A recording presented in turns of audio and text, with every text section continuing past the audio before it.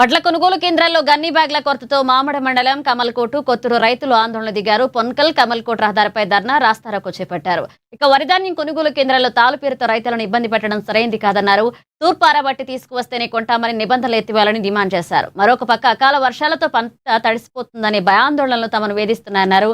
తాము పండించిన పంటను రోడ్లపై ఆరపెట్టుకునే పరిస్థితి దాపరించిందన్నారు. దీంతో ఇప్పటికే వరుసగా 4 రోడ్లు ప్రమాదాలు చోటు చేసుకున్నాయని, దీనికి ప్రభుత్వ అధికారులే బాధ్యత వహించాలన్నారు.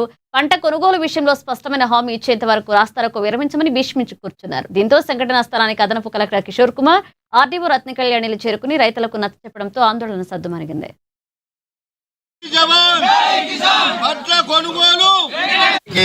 ఆర్డీఓ గారికి, ఎంఆర్ఓ గారికి, ముఖ్యమంత్రి గారికి, కడప వ్యవసాయ శాఖ అధికారులందరికీ తెలియజేయనది ఏమనగా మా సమస్య ఏమిటంటే, మేము దాదాపు 25 రోజులాయే వడ్లు కొని రోడ్ల మీద పోసినాము.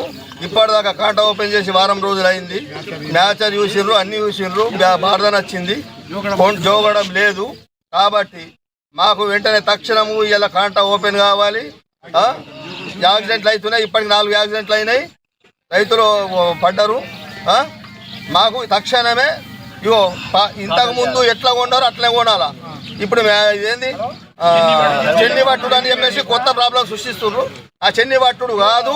ఒకవేళ చెన్ని పట్టుడు గిట అంటే మేము డైరెక్ట్ ఆల్రెడీ మామిడి క్రాసింగ్ మీద ఇప్పుడే ధర్నా చేయగలము.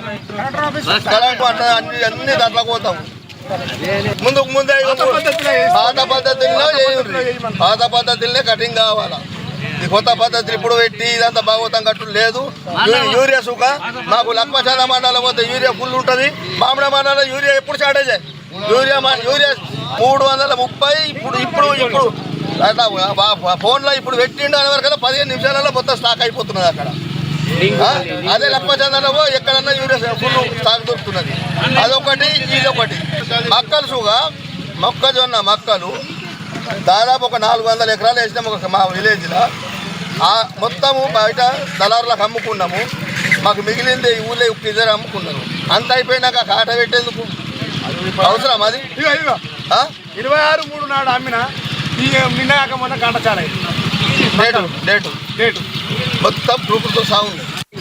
ఆర్డీఓ గారికి, ఎంఆర్ఓ గారికి, ముఖ్యమంత్రి గారికి, కడప వ్యవసాయ శాఖ అధికారులందరికీ తెలియజేయనది ఏమనగా మా సమస్య ఏమిటంటే,